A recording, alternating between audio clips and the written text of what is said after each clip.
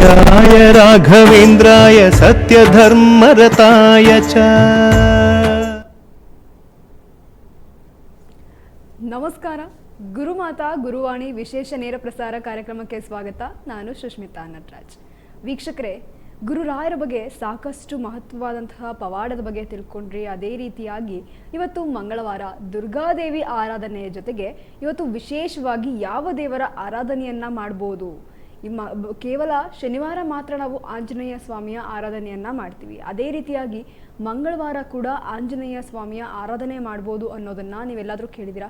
ಅದಕ್ಕೆ ಇರುವಂತಹ ಪ್ರಾಮುಖ್ಯತೆ ಆಗಿರ್ಬೋದು, ಯಾವ ಕಾರಣಕ್ಕೆ ನಾವು ಮಂಗಳವಾರ ಆಂಜನೇಯ ಸ್ವಾಮಿಯ ಆರಾಧನೆಯನ್ನ ಮಾಡ್ತೀವಿ ಅನ್ನುವಂತಹ ವಿಶೇಷವಾದಂತಹ ವಿಷಯದ ಬಗ್ಗೆ ತಿಳಿಸ್ಕೊಡೋಕೆ ನಮ್ಮ ಕಾರ್ಯಕ್ರಮದಲ್ಲಿ ಎಂದಿನಂತೆ ಗುರುಮಾತಾ ಇದ್ದಾರೆ. ಮೊದಲಿಗೆ ಅವರನ್ನ ಕಾರ್ಯಕ್ರಮಕ್ಕೆ ಬರ್ಮಾಡ್ಕೊಳ್ಳೋಣ. ಗುರುಮಾತಾ, ಕಾರ್ಯಕ್ರಮಕ್ಕೆ ಸ್ವಾಗತ. ಗುರುವೇ ಶರಣಂ. ನಮಸ್ತೆ ಅಮ್ಮ, ಎಲ್ರಿಗೂ ನಮಸ್ಕಾರ. ಗುರುವೇ ಶರಣಂ. ಪೂಜ್ಯಾಯ ರಾಘವೇಂದ್ರಾಯ ಸತ್ಯಧರ್ಮರತಾಯ ಚ ಭಜತಾಂ ಕಲ್ಪವೃಕ್ಷಾಯ ನಮತಾಂ ಕಾಮಧೇನವೇ. ಅವತಾರ ಮಹಾಪುರುಷ ರಾಘವೇಂದ್ರ ಸ್ವಾಮಿಗೆ ಕೋಟ್ಯಾನುಕೋಟಿ ಸ್ವಾಮಿಗೆ ನಮಸ್ಕಾರ ಹೇಳ್ತಾ, ಅದೇ ರೀತಿ ಭಗವಂತನ ಆಶೀರ್ವಾದ ಸದಾಕಾಲ ಎಲ್ಲರಿಗೂ, ಎಲ್ಲ ಜೀವರಾಶಿಗೂ ಇರಬೇಕು ಅಂತ ಅವರ ಆಶೀರ್ವಾದ ಆಗಲಿ, ಅವರ ಸಂಕಲ್ಪ ಆಗಲಿ ಎಲ್ರಿಗೂ ಖಂಡಿತ ಇರಲೇಬೇಕು.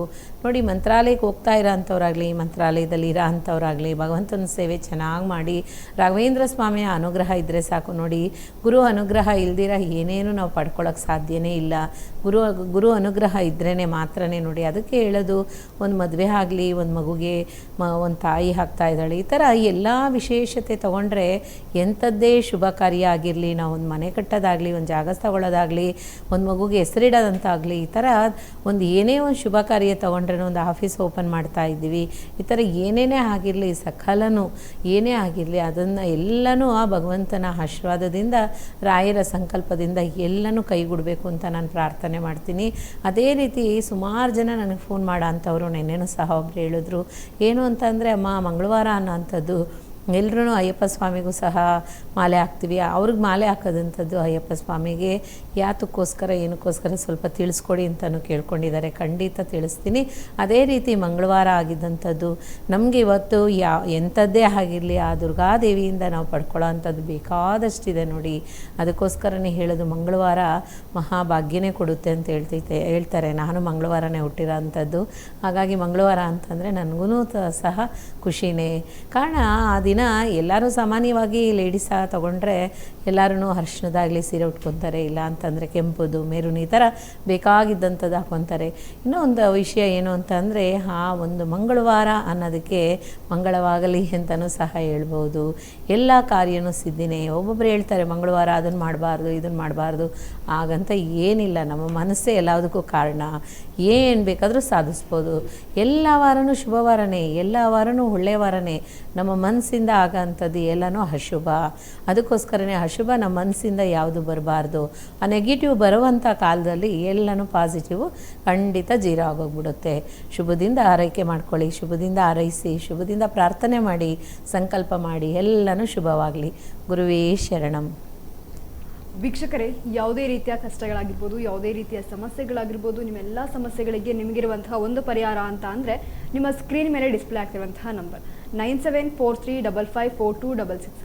ಈ ಸಂಖ್ಯೆಗೆ ಕರೆ ಮಾಡಿದ್ರೆ ನಿಮ್ಮೆಲ್ಲ ಸಮಸ್ಯೆಗಳಿಗೆ ಗುರುಮಾತಾ ನೇರವಾಗಿ ಪರಿಹಾರ ಕೊಡ್ತಾ ಹೋಗ್ತಾರೆ. ಅದೇ ರೀತಿಯಾಗಿ ನೇರ ಭೇಟಿಗಾಗಿ ಸಂಪರ್ಕಿಸಿ ಅನ್ನುವಂಥ ನಂಬರ್ ಕೂಡ ಇದೆ. ಇಲ್ಲಿ ಕಾಲ್ ಕನೆಕ್ಟ್ ಆಗ್ತಾ ಇಲ್ಲ, ಕಾಲ್ ಸಿಗ್ತಾ ಇಲ್ಲ ಅನ್ನುವಂಥವ್ರು ನೇರ ಭೇಟಿಗಾಗಿ ಸಂಪರ್ಕಿಸಿ ಅನ್ನುವಂಥ ನಂಬರ್ಗೆ ಕರೆ ಮಾಡ್ಬೋದು. 9626278822 ಈ ನಂಬರ್ಗೆ ಕರೆ ಮಾಡಿದ್ರೆ ನಿಮ್ಮೆಲ್ಲ ಸಮಸ್ಯೆಗಳು ಪರಿಹಾರ ಆಗ್ತಾ ಹೋಗುತ್ತೆ. ತಪ್ಪದೆ ಕರೆ ಮಾಡಿ ನಿಮ್ಮೆಲ್ಲ ಸಮಸ್ಯೆಗಳಿಗೆ ಪರಿಹಾರ ಪಡ್ಕೊಳ್ಳಿ. ಗುರುಮಾತಾ, ಇನ್ನು ವಿಶೇಷವಾಗಿ ಇವತ್ತು ಮಂಗಳವಾರ ದುರ್ಗಾದೇವಿ ಬಗ್ಗೆ ಮಾತಾಡ್ತಾ ಇದ್ವಿ. ಅದೇ ರೀತಿಯಾಗಿ ದುರ್ಗಾದೇವಿಯ ಇವಾಗ ನಾವು ಜನನ ಅಂತ ಉಪಯೋಗಿಸೋಕ್ಕಿಂತ ದುರ್ಗಾದೇವಿಯ ಅಂಶ ಆಗಿರುವಂತಹ ದುರ್ಗಾದೇವಿ ಅವರ ಜನನದ ಗುಟ್ಟು ಏನಿದೆ, ಯಾವ ರೀತಿ ಜನನವನ್ನ ಪಡ್ಕೊಂಡ್ರು, ಇದ್ರ ಬಗ್ಗೆ ತಿಳಿಸ್ಕೊಡ್ಬೋದು? ಖಂಡಿತಾಗ್ಲೂ. ನೋಡಿ, ಆ ತಾಯಿಗೆ ಜನನ ಅಂತ ಅನ್ನೋದು ಭಗವಂತ ಎಲ್ಲರೂ ಮನುಷ್ಯ ಜನನ ಆಗ್ತಾರೆ. ಅವರು ದೇವತೆಗಳೆಲ್ಲ ಅವತಾರ ಮಹಾಪುರುಷರು, ಅವತಾರ ದೇವಿಯರು. ಹಾಗಾಗಿ ಅವತಾರ ಬಂದಿದ್ದಂಥದ್ದು ಹೇಗೆ ಅಂತ ಅಂದರೆ, ಒಬ್ಬ ನಿಂಬಾಸುರ ಅಂತ ಒಂದು ಹಸುರನಿರ್ತಾನೆ. ಆ ನಿಂಬಾಸುರನ ಹೇಗೆ ಧ್ವಂಸ ಮಾಡೋ ಅಂಥದ್ದು, ಅವನಿಂದ ಪ್ರಪಂಚಕ್ಕೆ, ಅವನಿಂದ ಬೇಕಾದಷ್ಟು ದೇವಾಂದೇವತೆಗಳಿಗೆ ತೊಂದರೆ ಆಗ್ತಾ ಇರುತ್ತೆ. ಆಗ ಆ ತಾಯಿ ಏನು ಮಾಡ್ತಾಳೆ, ಅವತಾರ ಮಾಡಿ ಬಂದೇ ಬರ್ತಾಳೆ. ಒಂದೊಂದು ರೀತಿಲೂ ನೋಡಿ, 9 ನವದುರ್ಗೆಯರು ಅಂತ ಯಾಕೆ ಹೇಳ್ತೀವಿ ಅಂತ ಅಂದರೆ, ಆ ದುರ್ಗಾದೇವಿ ಅವತಾರ ನವರಾತ್ರಿ ಬಂತು ಅಂತ ಅಂದ್ರೇ ನಮ್ಮ ಹೆಣ್ಮಕ್ಳಿಗೆಲ್ಲ ತುಂಬಾ ಖುಷಿ. ಕಾರಣ ಎಂಥ ಒಂದು ವೀಕ್ನೆಸ್ ಆಗಿದ್ದಾಳೆ ನನ್ನ ಮಗಳು ಅಂತ ಅನ್ನೋಳಿಗೂ ಸಹ ಶಕ್ತಿ ದೇವತೆ 9 ದೇವಿಯರ ಆಶೀರ್ವಾದ ಅದು ಆ ಮಗುಗೂ ಸಹ ಸಿಗುತ್ತಂತೆ. ಹಾಗಾಗಿ ಹೆಣ್ಮಕ್ಳಿಗೆ ಬೇಕಾದಷ್ಟು ಶಕ್ತಿ ಆಗಲಿ, ಸಂಕಲ್ಪ ಆಗಲಿ ಆ ತಾಯಿಯಿಂದ ದೊರಕಂಥ ಸಮಯ ನವರಾತ್ರಿ. ಅದಕ್ಕೆ ಹೇಳೋದು, ನವರಾತ್ರಿಗೆ 9 ದಿನವೂ ದೇವಿಯರ ದೇವಸ್ಥಾನಕ್ಕೆ ಹೋಗಿ ಒಂದೊಂದು ದೇವಿಯರಿಗೆ ಏನೇ ಅಷ್ಟಕ ಇದೆಯೋ ಅದನ್ನು ಸ್ತೋತ್ರ ಮಾಡಿ ಈ ಥರ ಎಲ್ಲ ಹೇಳ್ತಾರೆ. ಕಾರಣ ಏನು ಅಂತಂದರೆ, ಆ 9 ನವದುರ್ಗೆಯರ ಅವತಾರ ಆಗಿದ್ದಂಥದ್ದು ಒಂದು ಸಾಮಾನ್ಯ ವಿಷಯ ಅಲ್ಲ. ರಾಕ್ಷಸರುಗಳನ್ನ ನಾಶ ಮಾಡೋಕ್ಕೋಸ್ಕರನೇ.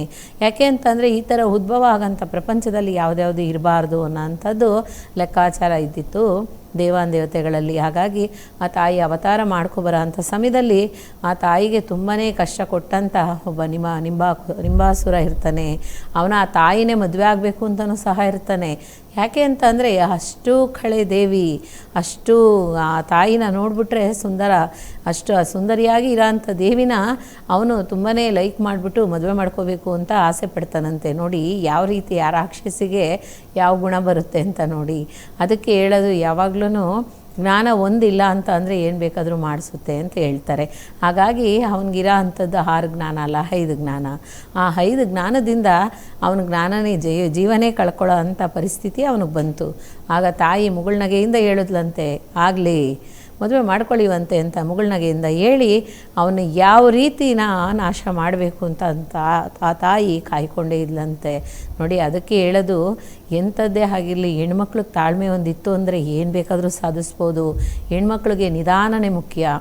ನಿಧಾನ ಇತ್ತು ಅಂದರೆ, ಆ ಶಾಂತತೆ ಇತ್ತು ಅಂದರೆ ಬೇಕಾದಷ್ಟು ಪಡ್ಕೋಬೋದು, ಎಲ್ಲನೂ ಗೆಲ್ಬೋದು. ಕುಟುಂಬ ಮಾತ್ರ ಅಲ್ಲ, ಎಲ್ಲನೂ ಗೆಲ್ಬೋದು. ನೋಡಿ, ಇವಾಗ ಎಂಥದ್ದೇ ಆಗಿರಲಿ ಹೆಣ್ಮಕ್ಳು ಸಾಧಿಸ್ತಾ ಇದ್ದಾರೆ ಅಂತ ಅಂದರೆ ಸಾಧಾರಣ ವಿಷಯನೇ ಅಲ್ಲ. ಹಾಗಾಗಿ ಆ ಹೆಣ್ಮಕ್ಳಿಗೆ ಅನ್ನೋ ಅಂಥದ್ದು ಆ ದುರ್ಗಾದೇವಿಯ ಅನುಗ್ರಹ ಬೇಕಾದಷ್ಟೇ ಇದೆ. ಹೆಣ್ಣು ಕುಲಕ್ಕೇ ಆ ದುರ್ಗಾದೇವಿಯ ಅನುಗ್ರಹ ಬೇಕಾದಷ್ಟಿದೆ. ನವದುರ್ಗೆಯರ ಅನುಗ್ರಹ ಹೆಣ್ಮಕ್ಳಿಗೆ ಶಾಶ್ವತವಾಗಿರುತ್ತೆ ಯಾವಾಗ್ಲೂ. ಇವಾಗ ಏನೋ ಒಂದು ತಾಯಿ ತಂದೆನೇ ಏನೋ ಒಂದು ಟಕ್ಕಂತ ಮಾತಾಡಿದ್ರೇನೋ ಆ ಮುಖ ನೋಡಿ ಮುಖ ನೋಡ್ದಂಗೆ ಇರುತ್ತೆ. ಕಾರಣ ಏನು ಅಂತ ಅಂದರೆ, ಆ ದೇವಿಯ ಪ್ರತಿರೂಪ ಆ ಹೆಣ್ಮಕ್ಳಿಗೆ ಖಂಡಿತ ಶಾಶ್ವತ ಕೊಟ್ಬಿಟ್ಟಿರ್ತಾಳೆ.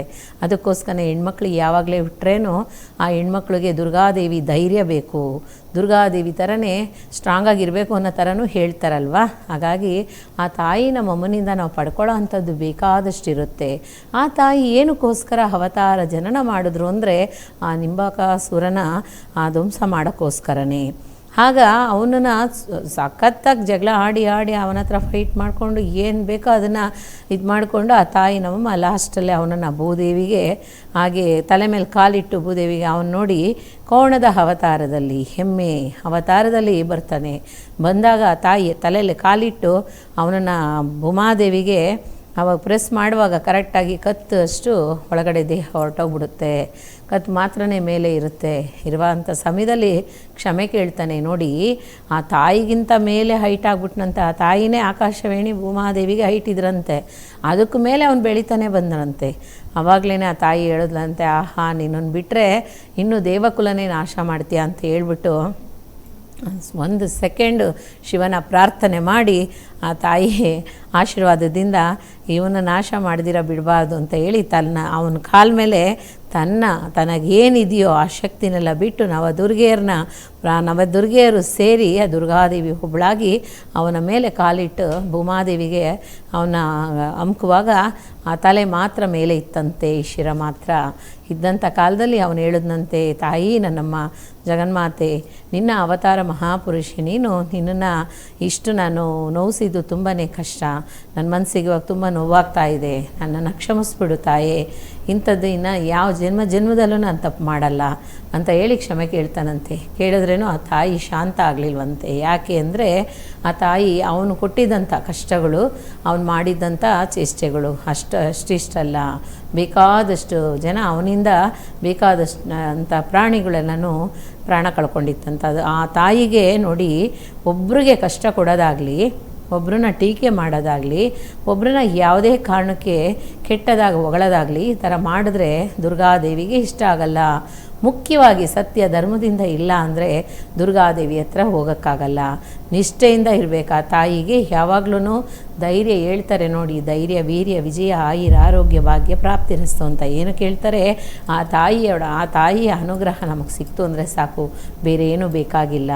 ಆ ದುರ್ಗಾದೇವಿ ನಮ್ಮ ಜೊತೆಲಿದ್ರೇ ಸಾಕು, ಧೈರ್ಯನೇ ಧನಲಕ್ಷ್ಮಿ ಅನ್ನೋ ಥರ ಆ ತಾಯಿ ನಮಗೆಲ್ಲ ಕೊಡ್ತಾಳಂತೆ. ಹಾಗಾಗಿ ಅದಕ್ಕೋಸ್ಕರನೇ ಹೇಳೋದು, ಅವನ್ನ ಯಾವಾಗ ಧ್ವಂಸ ಮಾಡಿ ಭೂಮಾದೇವಿ ಒಳಗಡೆ ತಳ್ಳಿದ್ಲೋ ಆ ತಾಯಿಗೆ ಸ್ವಲ್ಪ ಶಾಂತಿ ಆಯ್ತಂತೆ. ಅವನು ಕ್ಷಮೆ ಕೇಳ್ಕೊಂಡಾಗ ತನ್ನ ತಾಯಿ ಕಾಲನ್ನು ಪಾದನ ಹಿಡ್ಕೊಂಡು ನನ್ನ ಕೈಲಿ ನೋವು ತಡ್ಕೊಳಕ್ಕಾಗ್ತಾ ಇಲ್ಲ, ಹಾಗಾಗಿ ನನ್ನ ಕ್ಷಮಿಸ್ಬಿಡು ಅಂತ ಕೇಳುವಾಗ ಅವನಿಗೆ ಪ್ರಾಣ ಹೊರಟೋಯ್ತು. ಆಮೇಲೆ ಆ ತಾಯಿನೇ ಮನಸ್ಸನ್ನ ಸ್ವಲ್ಪ ಶಾಂತತೆ ಮಾಡಿಕೊಂಡು ಆಮೇಲೆ ಅವನಿಗೆ ಮೋಕ್ಷ ಕೊಡ್ತಾರೆ. ಮೋಕ್ಷ ಕೊಟ್ಟಂಥ ಸಮಯದಲ್ಲಿ ಅವನಿಗೆ ತಾಯಿ ಹೇಳ್ತಾಳೆ, ನೀನು ಹೀಗೆ ನಿನಗೆ ಮೋಕ್ಷ ನಾನು ಕೊಟ್ಟಿದ್ದೀನಿ, ಇನ್ನಿಮೆ ನಿಂಬಕಾಸುರ ನೀನು ನಿಂಬೆ ಮರವಾಗಿ ನೀನು ಬಾ ಅಂತ ಹೇಳಿ ಆಶೀರ್ವಾದ ಮಾಡ್ತಾಳೆ. ಮಾಡಿದಂಥ ಸಮಯದಲ್ಲಿ ಆ ತಾಯಿ ಅವನು ಎಲ್ಲಿ ಧ್ವಂಸ ಮಾಡಿದ್ಲೋ ಅಲ್ಲೇ ಅವನು ನಿಂಬೆ ಮರವಾಗಿ ಬೆಳಿತಾನೆ. ಬೆಳೆದಂಥ ಆ ನಿಂಬೆ ಮರದಲ್ಲಿ ನಿಂಬೆ ಹಣ್ಣಾಗಿ ಬಂದಿದ್ದಂಥದನ್ನು ನನಗೆ ಮಾಲೆ ಹಾಕಿ ನೀನು ಪೂಜೆ ಮಾಡಬೇಕು ಅಂತ ಹೇಳ್ತಾಳೆ. ನಿನ್ನಲ್ಲಿ ಬರೋ ಅಂಥ ನಿಂಬೆಹಣ್ಣಿಂದನೇ ನನಗೆ ಪೂಜೆ ಆಗಬೇಕು, ಆ ನಿಂಬೆಹಣ್ಣಿಂದ ಪೂಜೆ ಆಯಿತು ಅಂದ್ರೇ ನನಗೆ ಶಾಂತಿ ಅಂತ ಹೇಳಿರ್ತಾರೆ. ಅದೇ ರೀತಿ ನೋಡಿ, ಆ ನಿಂಬಾಸುರನಿಗೆ ಏನೆಲ್ಲ ಚೇಷ್ಟೆಗಳು ಇತ್ತೋ, ಏನೆಲ್ಲ ಅವನು ಕೊಂಚೇಷ್ಟೆ ಮಾಡ್ತಿದ್ನೋ ಅಷ್ಟೂ ಬೇರೆ ಬೇರೆಯವ್ರ ಹತ್ರ ಇರುತ್ತೆ. ನಮ್ಗೆ ಅದು ತಾಕುತ್ತೆ ಅಂದರೆ ಒಂದು ನಿಂಬೆಹಣ್ಣನ್ನು ನಮ್ಮ ಬ್ಯಾಗಲ್ಲೋ ಇಲ್ಲ ಪ್ಯಾಂಟಲ್ಲೋ ಶರ್ಟಲ್ಲೋ ಹೆಣ್ಮಕ್ಳು ಬ್ಯಾಗಲ್ಲೋ ಕಾಲೇಜಿಗೆ ಹೋಗೋವಂಥ ಮಕ್ಕಳು ಬ್ಯಾಗಲ್ಲೋ ಅದು ತೊಗೊಂಡೋದ್ರೆ ಆ ಥರ ಇರೋಂಥ ಕ್ಯಾರೆಕ್ಟರ್ ಬುದ್ಧಿ ಇರೋಂಥವ್ರು ಸಹ ನಮ್ಮನ್ನೇನು ಮಾಡೋಕ್ಕಾಗಲ್ಲ ಅನ್ನೋಂಥದ್ದು ಇದೆ. ಹಾಗಾಗಿ ಆ ನಿಂಬೆಹಣ್ಣಿಂದನೇ ದೀಪ ಹಚ್ಚೋ ಅಂಥದ್ದು. ಹಾಗಾಗಿ ಆ ನಿಂಬೆಹಣ್ಣಿಗೆ ಬೇಕಾದಷ್ಟಿದೆ ವಿಷಯಗಳು ಹೇಳ್ತಾನೆ ಹೋಗ್ಬೋದು. ಅವತ್ತಿನ ದಿವಸ ಆ ತಾಯಿ ನಿಂಬೆಹಣ್ಣಿನ ಮಾಲೆ ಹಾಕಿದ್ಮೇಲೆ ಆ ತಾಯಿ ಶಾಂತತೆ ಆಗಿ ಏನು ಬೇಕೋ ವರನ ಅದೆಲ್ಲ ಕೊಡ್ತಾಳೆ, ಅವನಿಗೆ ಮೋಕ್ಷದಲ್ಲಿ ಕಳಿಸ್ತಾಳೆ. ಹಾಗಾಗಿ ಅದಕ್ಕೆ ಆ ತಾಯಿ ಹತ್ರನೂ ಸಹ ಅವನು ದ್ವಾರಪಾಲಕನಾಗಿ ಇರ್ತಾನೆ. ನೋಡಿ, ಯಾವುದೊಂದೇ ಆಗಿರಲಿ ಮೋಕ್ಷ ಇಲ್ದಿರ ನಾವೆಲ್ಲೂ ಹೋಗೋಕ್ಕೆ ಸಾಧ್ಯನೇ ಇಲ್ಲ. ಅದೇ ರೀತಿ ಹೆಣ್ಮಕ್ಳಿಗೆ ತಾಳ್ಮೆ ಒಂದಿತ್ತು ಅಂತಂದರೆ ಖಂಡಿತ ಏನು ಬೇಕಾದರೂ ಗೆಲ್ಬೋದು. ಆ ತಾಳ್ಮೆನೇ ಬೇಕಾದಷ್ಟು ನಮಗೆ ತಾಳ್ಮೆ ಬೇಕಾಗಿದೆ. ಆ ನಿಧಾನ ಅನ್ನೋಂಥದ್ದು ಎಲ್ಲನೂ ದಾನಕ್ಕಿಂತ ಮಿಗಿಲಾಗಿದ್ದು ನಿಧಾನನೇ. ಅದಕ್ಕೋಸ್ಕರ ನಿಧಾನ ಇತ್ತು ಅಂದರೆ ನಾವೇನು ಬೇಕಾದ್ರೂ ಸಾಧಿಸ್ಬೋದಂತೆ. ಹಾಗಾಗಿ ಎಲ್ಲ ಹೆಣ್ಮಕ್ಳಿಗೂ ಇವತ್ತಿನ ದುರ್ಗಾದೇವಿನ ಆಶೀರ್ವಾದದಿಂದ ಎಲ್ಲರೂ ಹೆಣ್ಮಕ್ಳು ಖುಷಿಯಿಂದ ಇರಿ. ಅದೇ ರೀತಿ ತಾಯಂದಿರಿಗೆ ಪೂಜೆ ಮಾಡಿ ಖಂಡಿತವಾಗ್ಲೂ ದುರ್ಗಾದೇವಿ ದೇವಸ್ಥಾನಕ್ಕೆ ಹೋಗಿ ಆ ತಾಯಿ ಹತ್ರ ನೀವೇನೆಲ್ಲ ಪಡ್ಕೋಬೇಕು ಅದನ್ನೆಲ್ಲ ಪಡ್ಕೊಳ್ಳಿ. ಬೇಕಾದಷ್ಟಿದೆ, ಹೇಳ್ತಾ ಹೋಗ್ಬೋದು, ನಮಗೆ ಸಮಯ ಮಾತ್ರ ಸಾಲೋದಿಲ್ಲ. ಹಾಗಾಗಿ ಸ್ವಲ್ಪ ತಿಳ್ಕೊಳ್ಳೋಣ. ನಿಮ್ಮ ಜೊತೆಲಿ ನಾನು ತಿಳ್ಕೊಳ್ಳೋದು ನನಗೂ ತುಂಬಾ ಖುಷಿಯಾಗುತ್ತೆ. ಕಾರಣ ಏನು ಅಂತ ಅಂದರೆ, ಇವಾಗ ಮುಗಿಸ್ಬಿಟ್ಟು ಮನೆಗೆ ಹೋದೆ ಅಂತಂದರೆ ಒಬ್ಬೊಬ್ಬರು ಒಂದೊಂದು ಪ್ರಶ್ನೆ ಕೇಳ್ತೀರಾ, ಒಂದೊಂದು ಉತ್ತರ ಹೇಳ್ತೀರಾ, ತುಂಬಾ ಖುಷಿಯಾಗುತ್ತೆ ಮನಸ್ಸಿಗೆ. ರಿಯಲಿ ಹೇಳ್ತೀನಿ, ಆ ರಾಘವೇಂದ್ರ ಸ್ವಾಮಿ ಕೊಟ್ಟಂಥ ಈ ಅದೃಷ್ಟದ ಪಾದೆ ಯಾವಾಗಲೂ ಸ್ಥಿರ ಶಾಶ್ವತವಾಗಿರಬೇಕು. ನನ್ನ ತಾಯಿ ತಂದೆಗೆ ಫಸ್ಟು ನಾನು ನಮಸ್ಕಾರ ಮಾಡ್ಕೊತೀನಿ. ಕಾರಣ ಅವ್ರಿಲ್ಲಿ ಬಂದು ಅವರಿಂದ ಆಶೀರ್ವಾದದಿಂದ ಇಲ್ಲಿ ಬಂದು ಕೂತಿರೋದಕ್ಕೆ ಕೋಟ್ಯಾನುಕೋಟಿ ಅವ್ರಿಗೂ ಸಹ ನನ್ನ ಮನಸ್ಸಿನಿಂದ ನಮನ ಹೇಳ್ತೀನಿ. ಕಾರಣ ಆ ಭಗವಂತ ಗುರುರಾಯರು ಕೊಟ್ಟಂಥ ಒಂದು ಅದೃಷ್ಟ ಪಾದೆ ಇದು. ಈ ಆಧ್ಯಾತ್ಮಿಕ ಪಾದೆಯಲ್ಲಿ ನಿಮ್ಮನ್ನೆಲ್ಲರ ಹತ್ರನೂ ಮಾತಾಡಿಸೋದು. ಎಲ್ಲೆಲ್ಲೋ ಇದ್ದೀರಾ, ಎಷ್ಟು ಜನ ಫ್ರೆಂಡ್ಸ್ ಸಿಕ್ಕಿದ್ದೀರಾ. ಯಾವತ್ತೂ ನಾವು ರಾಘವೇಂದ್ರ ಸ್ವಾಮಿ ಭಕ್ತರಾಗೇ ಇರೋಣ, ನಾವು ನೀವೆಲ್ಲ ಫ್ರೆಂಡ್ಸ್ ಆಗಿರೋಣ. ನೋಡಿ, ಆ ಭಗವಂತನ ಆಶೀರ್ವಾದದಿಂದ ಇವತ್ತು ಮಂಗಳವಾರ ಗುರುರಾಯರ ಅನುಗ್ರಹದಿಂದ ಆ ತಾಯಿನ ನಮ್ಮ ದುರ್ಗಾದೇವಿಯಿಂದ ಆಂಜನೇಯನಿಂದ ಎಲ್ಲರೂ ಖುಷಿಯಿಂದ ಇರಬೇಕು ಅಂತ, ತಿರ್ಗಾ ಆಯುಸ್ ಆರೋಗ್ಯ ಭಾಗ್ಯದಿಂದ ಇರಬೇಕು. ಆಯುಷ್ಮಾನ್ ಭವೋ ಗುರುವೇ ಶರಣಂ.